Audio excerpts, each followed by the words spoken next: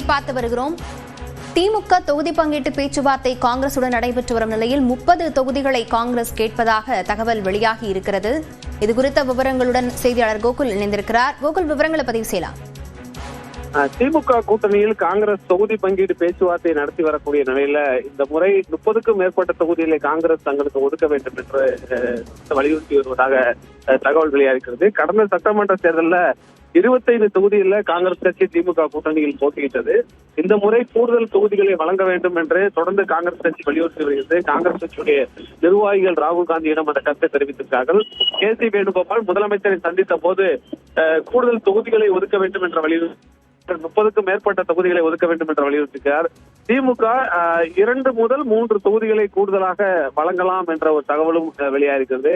குறிப்பாக தேமுதிக, மக்கள் நீதி மய்யம் உள்ளிட்ட சில கட்சிகள் திமுக கூட்டணியில் புதிதாக இணைந்திருக்கக்கூடிய நிலையில கூடுதல் இடங்களை வழங்குவதில் இருக்கக்கூடிய சிக்கல்கள் குறித்து காங்கிரஸ் கட்சியிடம் திமுக தலைமை வலியுறுத்தி விளக்கியிருப்பதாக தகவல் வெளியாகிறது. தொடர்ந்து தொகுதி பங்கீட்டுக்கான பேச்சுவார்த்தையும் நடைபெற இருக்கிறது. அதே போல மாநிலங்களவை பதவியும் காங்கிரஸ் கட்சி கேட்டிருப்பதாகவும் தகவல் வெளியாகிறது. அதே போல அடுத்த ஆண்டு நடைபெற உள்ள உள்ளாட்சி தேர்தலில் தொடர்ந்து காங்கிரஸ் கட்சிக்கு மேயர் உள்ளிட்ட பதவிகள் வழங்குவது குறித்தும் இந்த தொகுதி பங்கீட்டு பேச்சுவார்த்தையின் போதே பேசி இறுதி செய்ய வேண்டும் என்று காங்கிரஸ் கட்சி வலியுறுத்தி வருவதாக தகவல் வெளியாக இருக்கிறது. தொடர்ந்து திமுக கூட்டணி கட்சிகளிடம் தொகுதி பங்கீட்டு பேச்சுவார்த்தை நடத்தி வரக்கூடிய நிலையில காங்கிரஸோடு பேச்சுவார்த்தை நிறைவு செய்தால்தான் மற்ற கட்சிகளுக்கும் தொகுதி எண்ணிக்கையை இறுதி செய்ய முடியும் என்பதால் காங்கிரஸ் மற்றும் திமுக இடையேயான தொகுதி பங்கீட்டு பேச்சுவார்த்தையை விரைந்து முடிப்பதற்கு திமுக தலைமை முடிவு செய்திருப்பதாகவும் தகவல் வெளியாக இருக்கிறது. கோகுலின் இணைப்பிலிருந்து தொடர்ந்து பேசலாம். நம்மோடு இது குறித்து பேசுவதற்காக பத்திரிகையாளர் பிரியன் இணைந்திருக்கிறார். வணக்கம் சார். வணக்கம். காங்கிரஸ் 30 தொகுதிகளுக்கு மேல் கேட்பதாகவும் அதே போல மாநிலங்களவை பதவியும் அதே போல உள்ளாட்சி தேர்தலில் மேயர் பதவியும் கூட கேட்பதாக தகவல்கள் வெளியாக இருக்கிறது. இதன் பின்னணியை நாம் எப்படி எடுத்துக்கொள்ள வேண்டியிருக்கிறது?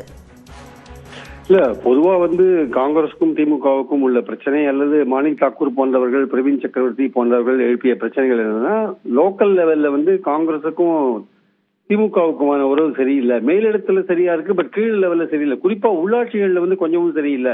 போன வாட்டி உள்ளாட்சி தேர்தலில் காங்கிரஸுக்காக ஒதுக்கப்பட்ட பல பதவிகள்ல திமுக வேற பல கட்சிகளோடு சேர்ந்து கொண்டு காங்கிரஸையே தோற்கடித்த சம்பவங்கள்லாம் கடந்த காலத்தில் நடந்திருக்கு. அதே மாதிரி மாநகராட்சிகளில் இடம் கொடுக்கல, சில நகராட்சிகளில் கொடுத்தாங்க. அங்கேயும் எதிர்பார்த்த அளவு காங்கிரஸ் வேட்பாளர்கள் வெற்றி பெறதுக்கு திமுக ஒத்துழைக்கல என்ற ஒரு முக்கியமான விஷயமும் அங்க இருக்கு. அதனால உள்ளாட்சிகள்ல 2 கட்சிகளுக்கும் அடிமட்டத்துல ஒரு கசப்புணர்வு இருக்கு.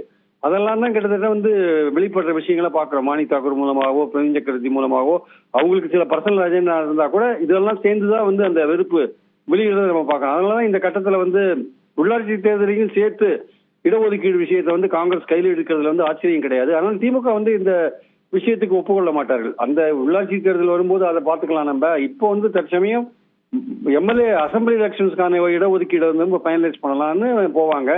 போன வாட்டி கொடுத்தது 30 இடங்கள் வரையும் கொடுக்கறதுக்கான வாய்ப்புகள் நிறைய இருக்கு. 28 இடங்கள் தான் முதல்ல பேசியிருந்தாங்க. இப்போ பார்கெனிங் ரொம்ப டஃபா போயிட்டு இருக்கிறதுனால 30 இடங்கள் பிளஸ் ஒரு ராஜ்யசபாவுமே சிதம்பரத்துக்கு 28ஆம் வருஷம் முடியும் போது அப்ப கொடுத்தா போறோம்னு திமுக ஒரு ஐடியால இருக்காங்க.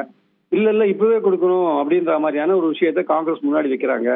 ஸோ இது ஒரு இந்த பேச்சுவார்த்தை இதுல போயிட்டு இருக்கு. அதனால உள்ளாட்சி தேர்தலில் இப்போ வற்புறுத்தினாங்கன்னா அதை பத்தி திமுக எந்த விதமான கமிட்மெண்ட் கொடுக்கறதுக்கான வாய்ப்புகள் கிடையாது. ஏன்னா உள்ளாட்சி தேர்தல் திமுக ஆட்சிக்கு வந்தால் யார் ஆட்சிக்கு வந்தாலுமே ஒரு 10 மாசம் கடந்து அக்டோபர் நவம்பர் மாசம் தான் அது நடக்கும்.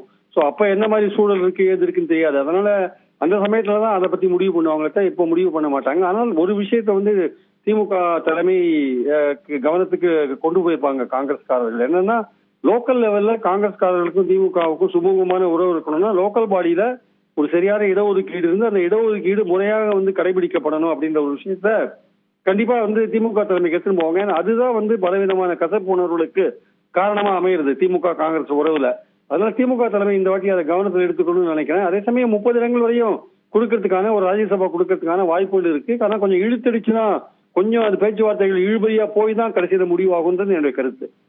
இணைப்பிலிருந்து கருத்துக்களை பகிர்ந்து கொண்டமைக்கு நன்றி திரு பிரியன். தொடர்ந்து நம்முடைய தொலைபேசி வாயிலாக மூத்த பத்திரிகையாளர் திரு ஷாம் இணைந்திருக்கிறார். வணக்கம் சார். வணக்கம். கூடுதல் தொகுதிகளை காங்கிரஸ் கேட்பதாக தற்போது தகவல் வெளியாகி இருக்கிறது. இது மட்டும் சட்டமன்ற தேர்தல் இல்லாமல் மாநில தேர்தல் குறித்தும் அதே போல உள்ளாட்சி தேர்தல் குறித்தும் கோரிக்கைகளை முன்வைக்கலாம் என எதிர்பார்க்கப்படுகிறது. எப்படி எடுத்துக்கொள்ளலாம்? உள்ளாட்சி தேர்தல் கோரிக்கை ஏற்றுக்கொள்ளப்படாது. என்ன காரணம் என்றால், அந்தந்த தேர்தல் நடக்கும் போதுதான் கூட்டணி பற்றி பேச முடியும். இப்போது 2026 சட்டமன்ற தேர்தல், இப்போது 2029 பாராளுமன்ற தேர்தல் கூட்டணி பற்றி பேச முடியுமா? எத்தனை தொகுதிகள் என்று பேச முடியுமா? அதற்கு வாய்ப்பு இல்லை. தேர்தலுக்கு தேர்தல் கூட்டணி நிலவரம், கள நிலவரம், கூட்டணியிலே சேர்கிற கட்சிகளின் எண்ணிக்கை எல்லாமே மாறுபடுகிற விஷயம். அப்படி என்றால் எதை அடிப்படையாக கொண்டு கூட்டணி கணக்குகள் அமைகின்றன என்றால் வெற்றியை அடிப்படையாக கொண்டு. இப்போது திமுக கூட்டணியில் அதிகப்படியான கட்சிகள் இருக்கின்றன. புதிதாக சேர்ந்துள்ள கட்சியின் எண்ணிக்கை 4 அல்லது 5 இருக்கிறது. இன்னும் சேரும் என்று அவர்கள் எதிர்பார்க்கிறார்கள். குறைந்தபட்சம் 1 தொகுதி, அதிகபட்சம் 6 தொகுதி இது கொடுக்க வேண்டிய கட்டாயத்திலே இருக்கிறார்கள், தேமுதிக உட்பட. இப்படியான சூழ்நிலையில் ஏற்கனவே கொடுக்கப்பட்ட இடங்கள், அதாவது 2021 தேர்தலில் கொடுக்கப்பட்ட இடங்களை விட குறைவாக கொடுப்பதற்கு தான் வழி இருக்கிறது. அந்த இண்டிகேஷன் ஏற்கனவே திமுக தலைமை முஸ்லீம் லீக் கட்சியின் மூலமாக பொது வழிக்கு கட்சியை விட்டு விட்டது. காங்கிரஸ் கட்சிக்கு 25 இடங்கள் கிடைத்தாலே ஆச்சரியம். இதிலே ராஜ்யசபா சீட் என்றால் 28 ராஜ்யசபா சீட் சிதம்பரம் அவர்களை மனதில் வைத்துக் கொண்டுதான் திமுக அந்த சீட்டை பங்கீடு செய்ய சம்மதிக்கும். இப்போது வழி இல்லை. காரணம் 4 சீட்டுகள் தான் இருக்கின்றன. அதிலே சிலருக்கு திமுக சீனியர்களுக்கு கொடுக்க வேண்டிய நிர்பந்தம் இருக்கிறது. தேமுதிகவுக்கு 1 சீட்டு கொடுக்க வேண்டிய நிர்பந்தம் இருக்கிறது. இப்படியான சூழ்நிலையில் காங்கிரஸ் கட்சிக்கு கொடுப்பதற்கு வழி இல்லை.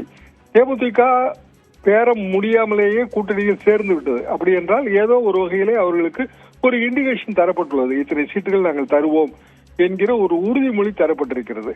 இதையெல்லாம் கணக்கிலே வைத்து பார்க்கும்போது காங்கிரஸ் கட்சி கோருகிற ஆட்சியில் பங்கு, அதிகாரத்தில் பங்கு அதற்கு வாய்ப்பே இல்லை. உள்ளாட்சி தேர்தல்களில் பங்கு அதற்கும் வாய்ப்பே இல்லை. 25க்கு அதிகமான இடங்கள் என்றால் சிக்கல். காங்கிரஸ் கட்சிக்கு அதிகமான இடங்கள் கொடுத்தால் எல்லா கூட்டணி கட்சிகளும், ஏற்கனவே இருக்கிற கூட்டணி கட்சிகள், விடுதலை சிறுத்தைகள், மதிமுக எல்லோருமே அதிக இடங்கள் கேட்பார்கள். அப்படி என்றால் திமுக ரொம்ப குறைந்த இடங்களில் போட்டி போட வேண்டியது வரும். உதயசூரியன் குறைந்தபட்சம் 175 இடங்களில் நிற்க வேண்டும். திமுக 170 அவர்கள் குறிக்கோளாக இருப்பது, அவர்கள் மட்டும் நிற்பது 170. சில கூட்டணி கட்சிகள் உதயசூரியன் சின்னத்திலே நிற்கின்றன. அவை குறைந்தது 10 என்று வைத்தாலே அங்கு 180 போய்விடுகிறது. ஆக 234 தொகுதியில் மீதி இருப்பது என்பது ரொம்ப சொற்பமான தொகுதிகள். இந்த இடத்துல காங்கிரஸ் கட்சி இப்படி தொடர்ந்து பேசிக்கொண்டே போவது கூட்டணியின் ஒற்றுமைக்கு நல்லதல்ல. கீழ்மட்டத்தில் இருக்கிற திமுக தலைவர்கள் இதை வெறுக்கிறார்கள். அதாவது 2ஆம் கட்ட 3ஆம் கட்ட தலைவர்கள் வெறுக்கிறார்கள். அவர்களுக்கு தெரியும் உள்ளூர் கண்டிஷன் என்ன, காங்கிரஸ் கட்சிக்கு என்ன செல்வாக்கு இருக்கிறது, எந்த வகையிலே அவர்கள் வெற்றிக்கு உதவுவார்கள். எல்லா கணக்கும் துல்லியமாக தெரிகிற இடம் எது? கிராமங்கள். கிராமங்களில் இருப்பவர்கள் இதை எதிர்ப்பார்கள். திமுக பழமையான கட்சி, கட்டுக்கோப்பான கட்சி, கட்சிக்காரர்களை பகைத்துக் கொண்டு தேர்தலை சந்திக்க முடியாது. எனவே காங்கிரஸ் கட்சி கோருகிற எந்த நிபந்தனைக்கும் வாய்ப்பு இல்லை என்பதுதான் எனது கருத்து. இணைப்பிலிருந்து கருத்துக்களை பகிர்ந்து கொண்டமைக்கு நன்றி திரு ஷியாம்.